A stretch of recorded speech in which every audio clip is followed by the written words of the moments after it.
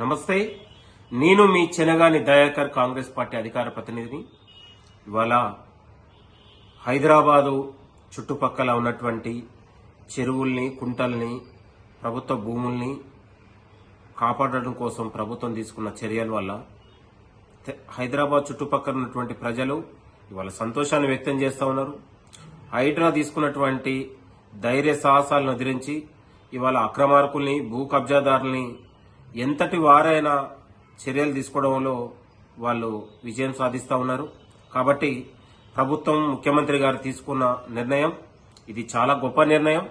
గత పాలకులు చెరువుల్ని, కుంటల్ని కబ్జాలు చేసి ఇవాళ హైదరాబాదు వనరుల్ని, సహజ వనరుల్ని దెబ్బతీసే ప్రయత్నం చేసినా 10 ఏళ్ల కాలంలో అక్రమార్కుల్ని, భూ కబ్జాదారుల్ని వెనకేసుకొనొచ్చి వాళ్ళని కాపాడుకునే ప్రయత్నం చేస్తే ఈనాడు ప్రజాప్రభుత్వంలో ముఖ్యమంత్రి రేవంత్ రెడ్డి గారి నాయకత్వంలో తెలంగాణలో చెరువుల్ని, కుంటల్ని అభివృద్ధి చేసి వాళ్ళని కాపాడడం కోసం హైడ్రా తీసుకురావడంతో తెలంగాణలో చుట్టుపక్కల ఉన్నటువంటి, హైదరాబాద్ లో ఉన్నటువంటి నివాస ప్రాంతాల ప్రజలు ఇవాళ సంతోషాన్ని వ్యక్తం చేస్తా ఉన్నారు.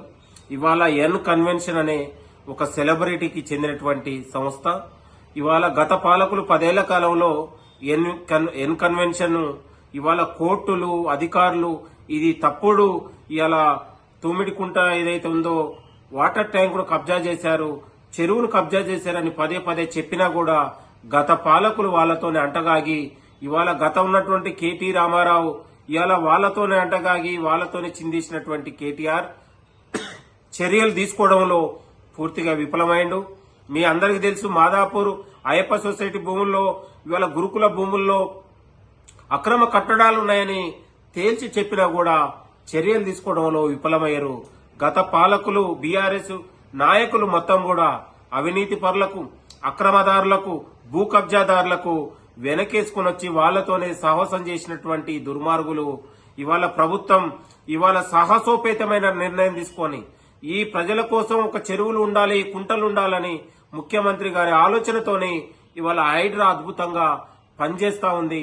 ఈ పనిచేసిన తీరు హైదరాబాద్ లో నివాస ప్రాంతాల ప్రజలు, సొసైటీ కాలనీల ప్రజలు ఇవాళ సంతోషాన్ని వ్యక్తం చేస్తా ఉన్నారు. కాబట్టి ఇవాళ ప్రభుత్వం తీసుకున్న నిర్ణయం ఇది చాలా గొప్ప నిర్ణయం అని నేను భావిస్తా ఉన్నాను. ఇలా ఎన్ కన్వెన్షన్ ఏదైతే ఉందో ఇవాళ అక్రమార్కంగా ఇవాళ 2010లోనే ఆనాడు జిహెచ్ఎంసీకి అప్లికేషన్ పెట్టుకుంటే ఆనాడే జిహెచ్ఎంసీ అధికారులు తిరస్కరించారు. కోర్టుకు వెళ్లి పర్మిషన్ తెచ్చుకున్నటువంటి పరిస్థితి మీ అందరికి తెలుసు. ఇవాళ నాగార్జున గారు ఏ తప్పు చేయకపోతే కోర్టు ఎందుకు స్టే ఇచ్చింది? కోర్టుకు వెళ్లాల్సిన అవసరం ఏముంది? ఆనుకోనున్నటువంటి చెరువుల్ని, కుంటల్ని కబ్జాలు చేస్తే సామాన్యుడికైనా లేకపోతే సెలబ్రిటీకైనా, రాజకీయ నాయకుడికైనా ఈ విధంగానే ప్రజాప్రభుత్వంలో చర్యలుంటాయి. ఎక్కడ కూడా సామాన్యుడికి అది ఒకటే న్యాయం, సెలబ్రిటీకి ఒకటే న్యాయం.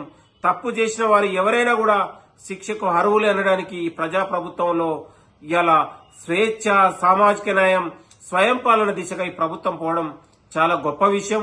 ముఖ్యమంత్రి గారు ఆలోచనతోని ఒక పోరాట యోధుడే ఒక ముఖ్యమంత్రి అయితే ఎట్లా ఉంటుందో చెరువులు, కుంటల్ని కాపాడే ప్రయత్నం ఈ కాంగ్రెస్ ప్రభుత్వం తీసుకుపోతున్నాం. ఇది హర్షణీయం, స్వాగతిస్తా ఉన్నారని కూడా ఈ సందర్భంగా గుర్తు చేస్తూ ఇవాళ అనేక మంది హైదరాబాద్ లో ప్రజలకు సాగునీటిగా ఉండి ఇవాళ ఉన్నటువంటి చెరువుల్ని, కుంటల్ని కబ్జాలు చేసి యథేచ్ఛగా అక్రమాలు చేస్తే గతంలో కేటీఆర్ ఏనాడు కూడా నోరు మెదపలేదు. ఇవాళ ప్రభుత్వం తీసుకున్న నిర్ణయానికి కేటీఆర్ కూడా మాట్లాడాలి, స్వాగతించాలి. వాళ్ళ దాంట్లో కూడా ఎవరైనా అక్రమాలు ఉండే కేటీఆర్ లాంటి వాళ్ళే దగ్గరుండి కూల్చివేసే ప్రయత్నం కూడా చేయాలని కూడా ఈ సందర్భంగా గుర్తు చేస్తూ ఏది ఏమైనా ప్రభుత్వం తీసుకున్న నిర్ణయం చాలా గొప్ప నిర్ణయం.